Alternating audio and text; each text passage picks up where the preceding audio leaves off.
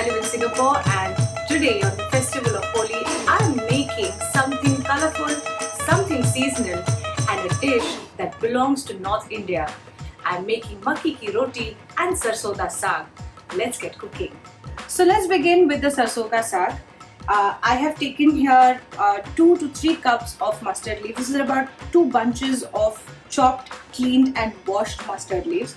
I'm going to add this to a pressure cooker, and I have also cleaned some palak.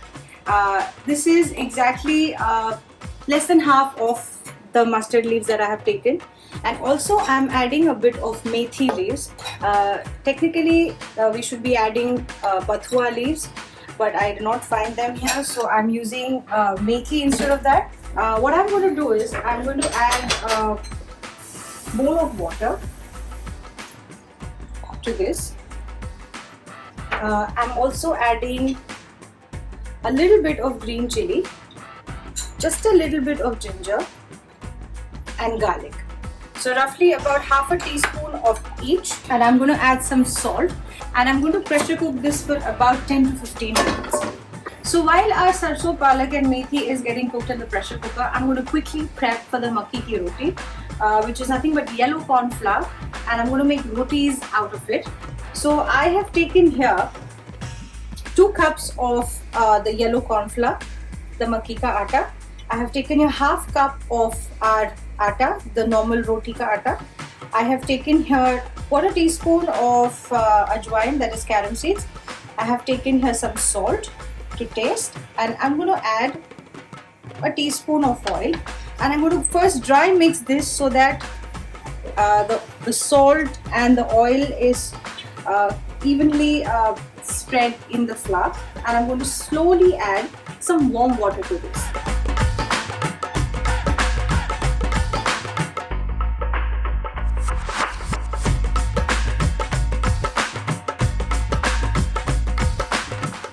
So here you can see it's come to a dough consistency where it's clean. The makki ka atta tends to crack a bit, hence you add the gluten, that is the atta, to it, the normal roti ka atta. And this takes a bit of patience, about 10 minutes to knead a clean soft dough. And now I'm just going to cover this with a cloth, and I'm going to make it, I'm going to rest it for about 10 minutes until we start making the rotis. So now the saag, that is the palak, the sarson and the methi that I put to pressure cook, is now looking ready. So until this cools down a bit, I'm going to get the tadka ready. So for the tadka, I'm going to start with heating my earthenware. That's the only traditional item I have here. So the tadka is the easiest part of this dish. And what is more time consuming is the cooking and the slow cooking of this dish. So I'm going to start with adding a bit of oil here. So I'm going to add about say a tablespoon of oil. You can use mustard oil if you have that at home. So I'm adding a teaspoon of jeera to this, a tablespoon of ginger, a lot of garlic. This is up to your preference. I'm adding here about 2 heaped tablespoons of garlic, because the more the garlic, the more the flavor of the saag. I'm just going to quickly stir it.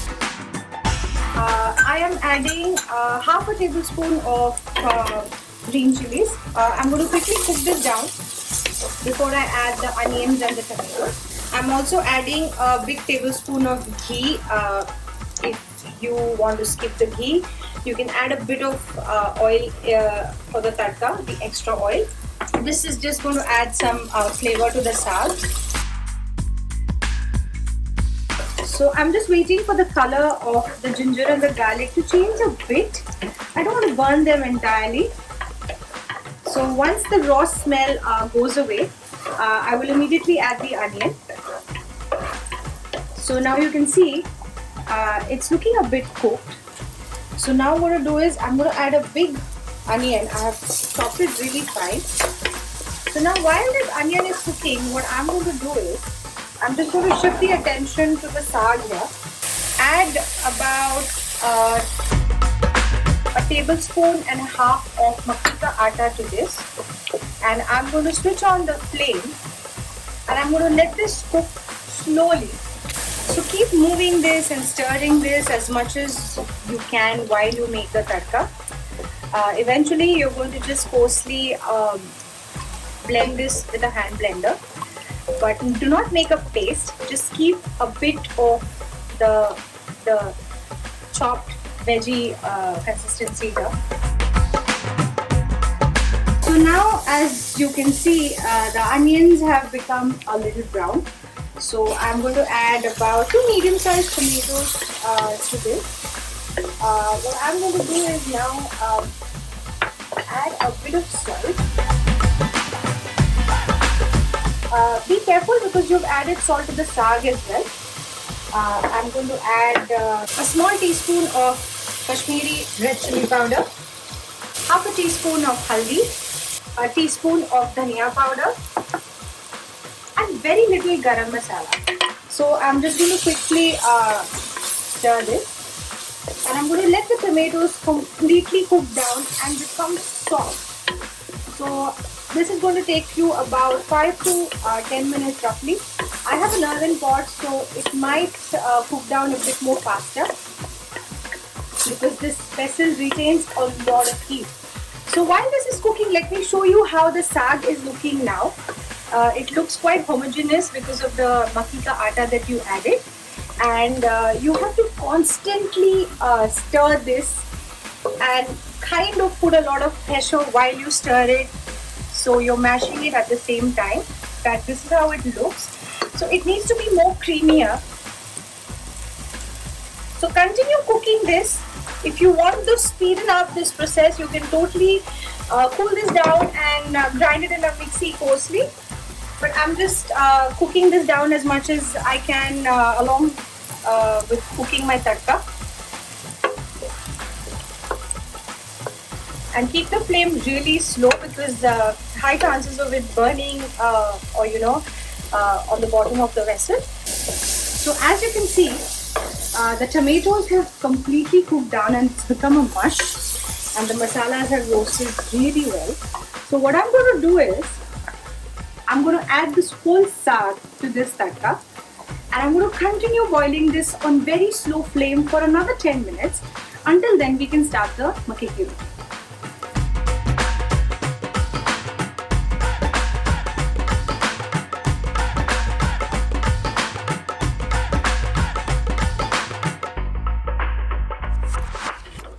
So as you can see, I have continued cooking this on very slow fire. I added a little water just to loosen this up, and I am going to continue cooking this for another 5 minutes and switch it off. So as you can see, I have cooked this down on slow flame for about 15 minutes after I put the tadka.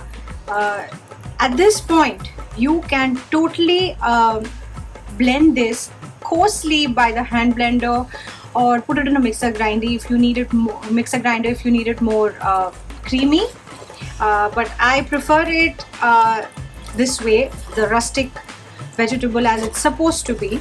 So this is how it looks. You can see the consistency of the vegetable. It is creamy definitely, but you can see the stems and the leaves as well. So I'm going to leave it like this, and I'm going to garnish this with white butter in about a few minutes. So let's begin with the makki ki roti. I have rested this dough for about 10 minutes. So what I'm going to do is, I'm just going to break this, and I'm going to add a little bit of ghee and just knead this for another 2 minutes.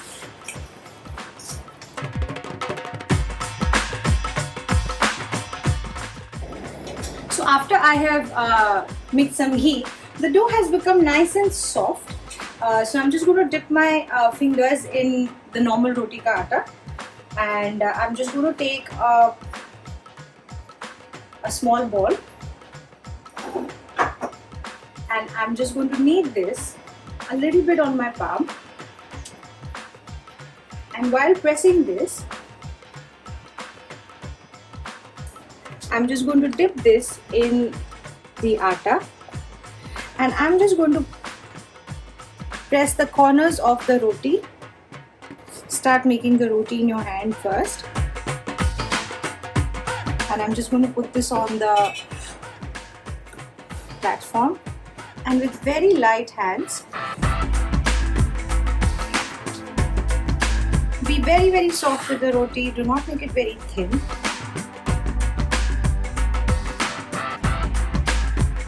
So now on the hot tawa, I'm going to just put the roti on, and I have made it half an inch thick. So now you can see a few bubbles on top. I'm just going to turn it. Just lightly press it. If you want to avoid these cracks, you can totally add a little more atta to this, but then let these cracks remain, as the corn atta flavor should be retained in the roti, or else it is going to taste just like a normal roti. So just check for a few brown spots.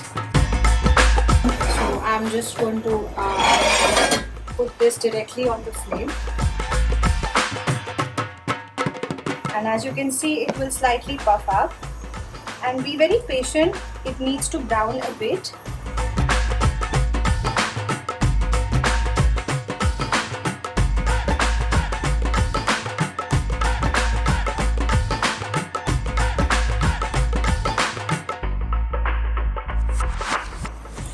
So this looks ready. I'm just going to garnish this with a lot of white butter. Make sure you are generously putting this so that the roti doesn't dry out. Finally, the sarson ka saag and makki di roti is absolutely ready to eat. I have added a lot of safed makhan to this. Do not be stingy in adding this. This is going to add a lot of flavor to this. I'm definitely going to taste this. The rotis are nice and soft, and I'm going to dip this in a bit of saag.